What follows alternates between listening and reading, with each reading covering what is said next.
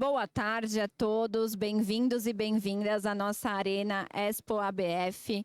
É um prazer estar aqui hoje, esse espaço pensado para a gente fazer muita troca de conteúdo, insights do varejo, tecnologia e falar especialmente do mercado de franquias. Não esqueçam que os nossos podcasts estão sendo gravados e vão passar nas redes sociais da Lynx.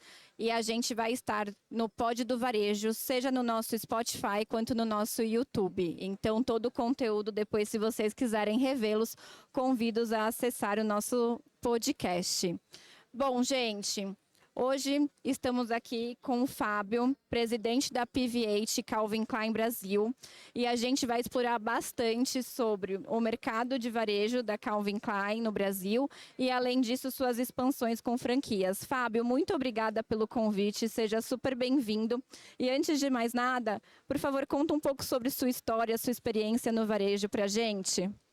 Bom, antes de mais nada, obrigado pelo convite, Bianca, pessoal da Lynx, todo mundo, é um prazer estar aqui. E eu espero que a gente possa ter um bate-papo legal e contribuir aí para o nosso PDV. Muito bom, obrigada, Fábio. Imagina.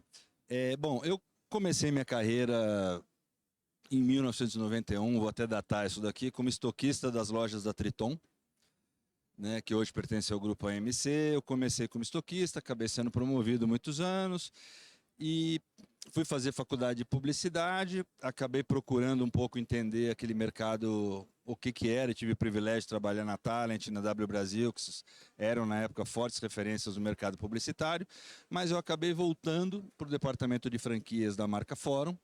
Fiquei lá por mais de 10 anos até receber o convite da Calvin Klein, me transferi para a Calvin Klein e estamos completando 20 anos juntos, 20 anos de Calvin Klein no Brasil e 20 anos meus dentro da empresa também.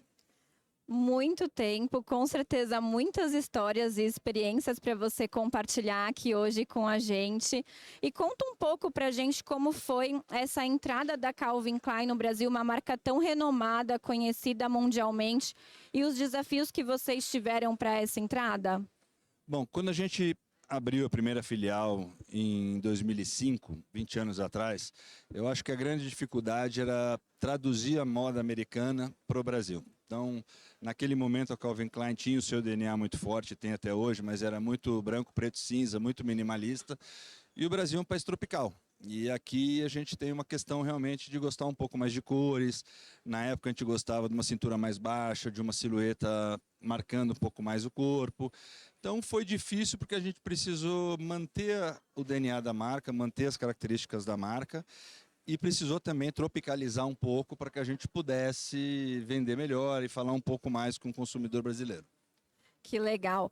E aqui, né, quando a gente fala da Calvin Klein, a gente fala sobre vários perfis de produtos, porque a gente tem lingerie, a gente tem a parte de acessórios e perfumaria e a gente tem a parte de roupa. Qual foi o mais desafiador para trazer para o Brasil e tropicalizar? Ótima pergunta, Bianca. Eu acho que a grande dificuldade nossa quando fala em Calvin Klein, acho que todo mundo pensa no underwear da Calvin, na cueca, na lingerie. Isso sempre foi muito forte na marca Calvin Klein como identificação de marca. E um dos grandes desafios que a gente teve realmente foi de agregar valor a essa marca de underwear, trazendo um pouco categorias e linhas de produto que talvez o brasileiro nem conhecesse naquela época. Então, quando a gente introduziu a calça jeans, introduziu as camisetas, introduziu os casacos, tudo isso, é muito louco, porque na época o adicional eram estes produtos. Então, a pessoa entrava para comprar uma cueca e saía com uma calça jeans, que normalmente costuma ser o contrário. A pessoa entra para comprar uma calça jeans e sai com cueca. Mas até hoje, graças a Deus, o Under mantém o brand awareness muito forte, as pessoas conhecem na Calvin Klein valor por conta do underwear, mas também foi muito importante ter trazido novas categorias que puderam abrir horizontes do mercado brasileiro, expandir franquias, crescer com outras linhas de produto. Hoje é muito curioso, porque quando eu falo com a matriz, ou quando a gente se relaciona com a matriz, a maior parte da venda deles é o underwear. E hoje, para a gente aqui, a maior parte da nossa venda é o jeanswear.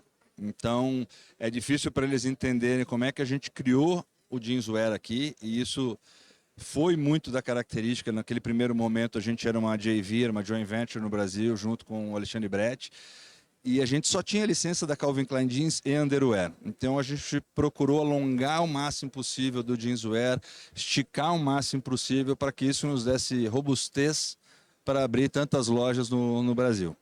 Que incrível, é incrível saber disso, porque a gente nem imagina, né? Obviamente a parte de underwear é super conhecida, mas quando a gente olha, tanto a parte de acessórios, perfume também é super forte. Inclusive, eu estou usando um perfume Calvin Klein, sou super fã. E conta um pouco pra gente como foi esse crescimento de lojas aqui no Brasil e os desafios que vocês tiveram.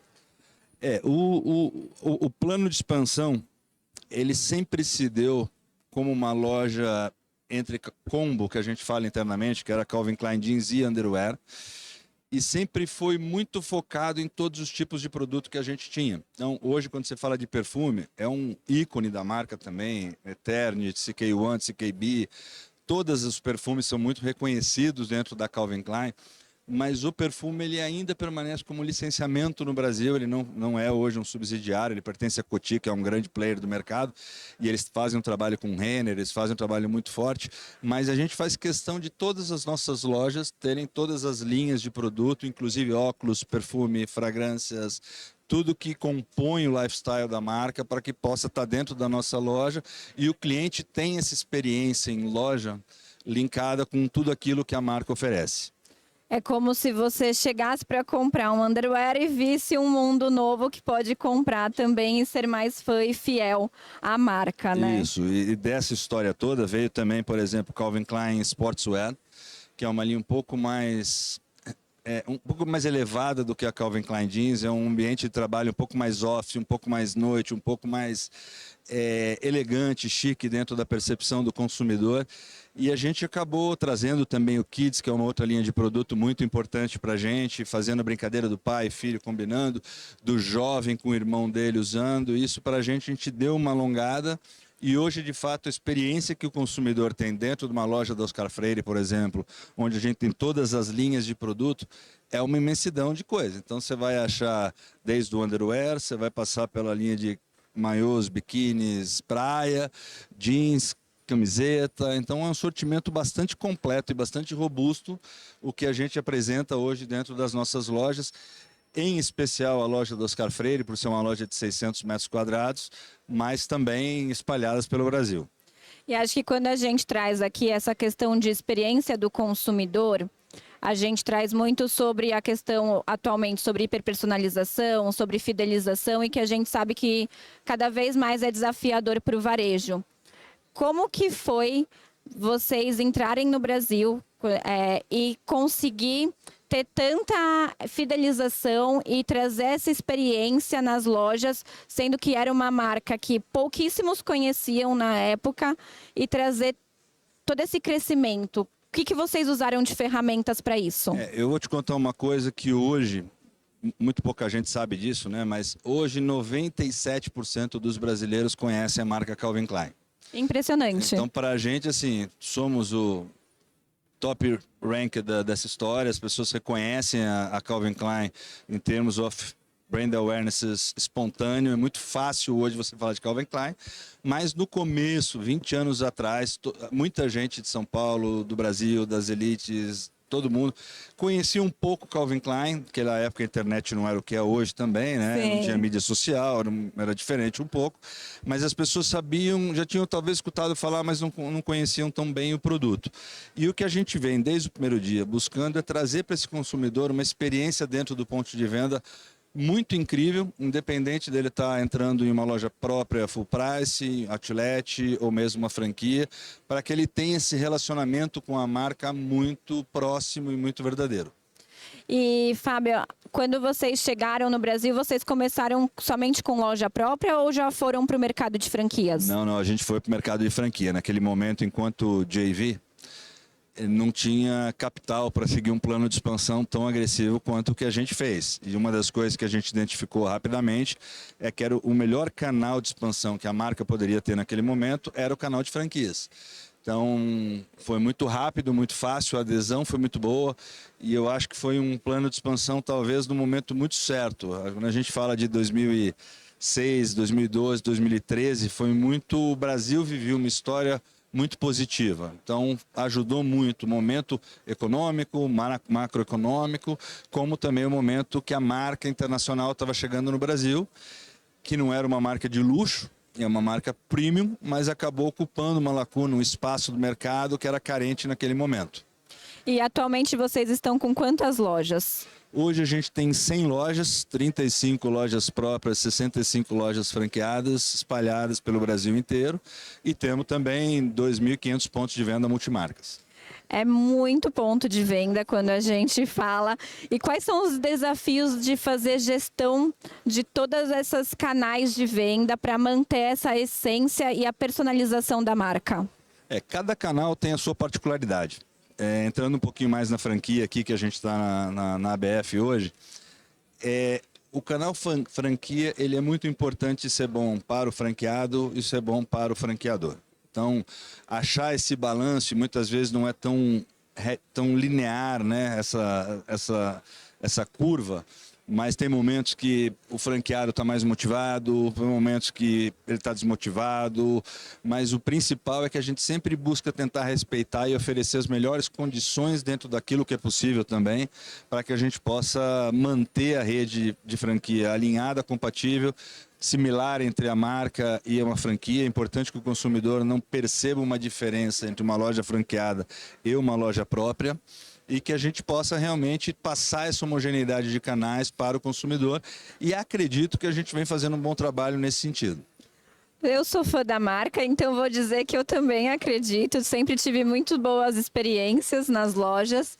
E eu acho que a gente traz aqui muito essa parte também de gestão de franquias. O quanto você acha que o sistema ele é importante para ter essa parte de gestão de dados, disciplina de informações, para essa parte de vocês conseguirem administrar tanto franquias quanto lojas próprias? Hoje, uma boa pergunta que você fez, porque a gente tinha um sistema de licenciamento até alguns anos atrás e precisamos mudar todos os contratos da nossa rede de licenciamento para franquia, para que a gente pudesse integrar os dados. Hoje é muito importante você entender qual produto está vendendo no Brasil inteiro, em que momento, em que hora, e também poder integrar o Omnichannel, não só dentro da tua rede própria, mas também trazer o Omnichannel para a rede franqueada.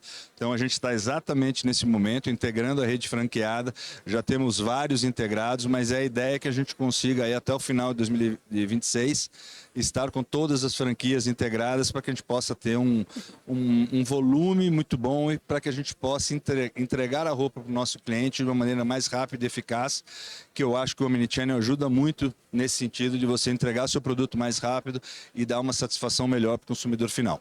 A gente fala hoje, Fábio, que na realidade não existe um único local de início do ciclo de venda do consumidor. Cada vez mais, com tantos canais, Instagram, WhatsApp, e-commerce, loja própria, franquia, outros canais que a gente tem, fica mais desafiador fazer esse mapeamento e trazer o consumidor para você ter uma visão de jornada de compra, né? E hoje, quando a gente fala de unificar e trazer o Omnichannel para as franquias, qual está sendo o seu maior desafio? O grande desafio é que o franqueado se sinta, porque eu estou falando de uma rede que já existe, não é uma rede nova. Então, o grande desafio é mostrar aos franqueados todos os benefícios que estarem integrados vão proporcionar para ele dentro do negócio. Então, hoje a gente tem uma franquia que eu vinha falando no carro com ela agora, que já tem 18% da venda dela vindo da venda do e-commerce com entrega para aquele estado, que para a gente é muito bom. Mas mostrar, o franqueado gosta muito de ver exemplos práticos, né? A teoria ele já conhece, já aprenderam, e o que a gente está nesse momento é justamente tentando entregar os nossos cases, os que dão certo, os que têm oportunidade de melhorar, mas é fundamental que a gente entenda a jornada do cliente de fato, e hoje tem muito cross-channel, e aí não é online com offline, né? Você inclui franquia, loja própria, multimarca, São Paulo interior, ou uma compra em outro estado, em outra cidade. Eu acho que o grande desafio, e que tem marcas trabalhando e a gente está monitorando, é como trazer o universo de multimarca para jogar esse jogo. Porque também é importante para a gente a jornada do consumidor e a jornada do produto. Sim. Então, hoje você identificar os produtos best-sellers mais rápido, conseguir repor e dar uma dinâmica de varejo em 100% da sua cadeia, com certeza uma oportunidade que a gente tem que aproveitar e preencher essa lacuna. Com certeza, e eu acho que fica cada vez mais desafiador se você não tem um sistema por trás, que você consiga ter dados, informações para você tomar decisões rápidas e estratégicas. Com certeza o sistema é parte do processo todo e fundamental. Então hoje, quer dizer, a Lynx tem um parceiraço nosso, parceiro nas lojas próprias, parceiro nas franquias, e a gente já teve algumas conversas aí para que a gente possa trazer as multimarcas para dentro desse cenário. Eles já sinalizaram que estão pilotando, atuando e com alguns cases de sucesso, mas com certeza nada disso vai acontecer se você não tiver um bom sistema que integre todos os dados junto com uma inteligência, e hoje tem a inteligência artificial que vem cada vez mais incrementando a dinâmica de como você trabalha o seu negócio. Então é muito importante essa parte toda de gestão de dados dentro do nosso negócio. E aqui, Fábio, falando um pouquinho, né, do core da feira que a gente está, que é focada em expansão de franquias. O que precisa ser feito para ser uma franquia Calvin Klein? Eu acho que o principal ponto é a pessoa realmente se identificar com a marca, se identificar com o modelo de negócio para que ela possa se tornar um franqueado, né? Hoje eu estava comentando com minha filha, com o namorado dela, né? A gente está vivendo um momento hoje de juros altíssimos. Sim. Então, o que leva uma pessoa a investir hoje num negócio, neste momento não é tanta questão financeira de investimento, é muito mais o desejo de empreender, o desejo de produção, o desejo de estar produtivo, do que simplesmente uma questão monetária, como já foi muito, uma questão financeira tempos atrás. Então, para a gente é importante realmente que a pessoa se identifique, que a pessoa se veja dentro do produto, se veja se relacionando com o cliente. A Calvin Klein é uma marca provocativa, é uma marca que demanda você andar um pouquinho do lado de lá da linha, no sentido de sensualidade, no sentido de campanhas mais confrontadoras, campanhas... É uma empresa com diversidade, inclusão muito forte, o seu DNA é muito provocativo. Então, é importante que essa pessoa se identifique, obviamente queira ganhar dinheiro, mas que tenha uma identificação com o produto, e não só como Calvin, né? Eu acho que se eu puder dar um recado aí pro nosso pessoal aqui, quer dizer, eu acho que é fundamental que a pessoa se identifique com aquilo que ela vai trabalhar, com aquilo que ela vai comercializar, porque não existe só dinheiro sem paixão, não existe só... um compromisso financeiro. A pessoa tem que se divertir, gostar e encarar o tal do varejo de uma maneira realmente que te dê prazer. E é muito nativo isso das pessoas. As pessoas têm que ser nato isso. Eu falo que o varejo, e a gente fez uma entrevista com um outro cliente, ou você ama ou você realmente não é para ele, porque é dinâmico demais, é inovador demais e você precisa ter essa paixão de viver o varejo, né? Varejo é muito disso, cara. É engraçado, eu converso com muitos lojistas, né? E muito lojista fala, não quero que meu filho continue no varejo. Mas ele só esqueceu de lembrar isso quando ele botava o garoto ou a garota desde criança na loja. E você acabou picando aquela criança que acaba gostando do varejo, porque você se relaciona, tem que gostar de público, tem que gostar da conversa, né? Você não está atrás de um escritório, atrás de um balcão, atrás de uma mesa de escritório. Você está de frente lidando com o público e com pessoas que têm expectativas e desejos sobre a tua loja ou a tua marca, que envolve um jogo de cintura e um relacionamento acima de tudo. Com certeza. E eu queria ver aqui se o nosso público tem alguma dúvida para tirar aqui junto com o Fábio sobre Calvin Klein. Se não tiver, eu queria fazer uma ou duas perguntas, se ainda der tempo aqui. Acho que a gente veio de um momento econômico, ainda mais com a pandemia, a Covid, em que se criou um alarde de as lojas físicas vão acabar. E hoje a gente está retomando e cada vez mais as lojas físicas, elas tentam reviver. O que você acha do futuro da loja física para o varejo? Eu acho que a loja física ela sempre vai ser um ponto de experiência do consumidor com a marca, e eu não vejo isso acabar, eu não vejo isso nunca terminar. Eu acho que hoje a gente fala muito de experiência do consumidor dentro do ponto de venda, e muita gente só discute questão de digitalização, de gestão, de experiência digital dentro da loja. E daqui a muito pouco tempo, eu acho que o que mais vai surpreender as pessoas é justamente o atendimento humano. Sim. Porque a gente hoje, como a gente conversou mais cedo, você tem a venda do cross-channel, que você compra no online, retira na loja, compra aqui, pega ali. Quer dizer, o consumidor ele tem uma jornada hoje com as marcas no dia a dia muito intensa, mas aquele momento da loja, e é importante a gente falar isso, quer dizer, é um momento que o cliente está dedicando 100% para você. Se ele não quisesse ter este momento, ele estaria comprando no digital. Então é importante que a gente dê para ele essa experiência também do contato humano, também daquele relacionamento, porque não é simplesmente uma compra. Ele está querendo se relacionar de verdade com a marca e com tudo aquilo que ele vai encontrar dentro das lojas. Importante sim ter um mix, o online, o offline, o digital e o analógico, vamos dizer assim, mas eu acho que a questão interhumana, o relacionamento pós-pandemia, principalmente, como você citou, é algo que fez falta naquele momento, é algo que gerou alguns dramas ao longo desse período para algumas pessoas, mas o relacionamento humano ele é importante, a sedução é importante, você estar vivendo a tua marca também, tocando a tua marca, eu dou valor a isso. Aquele olho no olho e aquele cheirinho na loja que faz toda a diferença, aquela loja bem arrumada, as pessoas sorrindo e prestando ali atenção no seu consumidor, né? É isso mesmo. E por último aqui, acho que você trouxe um pouco sobre sua carreira, sobre sua experiência. E acho que trazer aqui algumas dicas de tudo que você já vivenciou no varejo para quem está querendo começar essa jornada. Quais seriam as suas dicas, olhando o Fábio que começou lá atrás para o Fábio de hoje? Cara, é muito legal porque a gente tem esse conflito dentro da empresa direto, né? A gente tem várias gerações ali dentro. Sim. E um dos grandes desafios hoje de empresa corporativa é lidar com a ansiedade, principalmente do jovem que quer entrar, ficar 2, 3 anos, tem que ter sido promovido 2, 3 vezes, aumento do salário e tudo mais. Então a gente lida muito com a ansiedade dos jovens, lida muito com a aceleração dos jovens. Então, muita gente aprendeu a ver a vida através do feed do Instagram, que em 18 segundos você já acha que dominou tudo o que aconteceu, passou. Mas eu acho que eu vim de um inverso oposto. Meu pai foi carreirista. Meu pai trabalhou em uma única empresa por 30 e tantos anos. Eu tive basicamente 2 empregos na minha vida. Trabalhei na Fórum 13 anos e estou na Calvin há 19 anos e meio. Então, o que eu acho, assim, existe uma resiliência importante, existe uma paciência que a gente não pode perder. E eu acho que hoje o grande desafio, juntando os dois assuntos, do pós-pandemia com hoje, é conter a ansiedade das pessoas e falar, cara, tudo tem seu tempo, tudo tem seu momento. E é muito doido, porque muitas vezes eu faço uma pergunta que eu fazia na época de supervisão, que eu entrevistava candidatos, onde você se vê daqui a 5 anos? Hoje em dia eu faço uma pergunta dessa para um jovem, 5, 10 anos, parece que eu estou perguntando uma coisa fora de contexto. Uma eternidade. Mas que 10 anos, tá louco, nem sei o que eu vou fazer amanhã.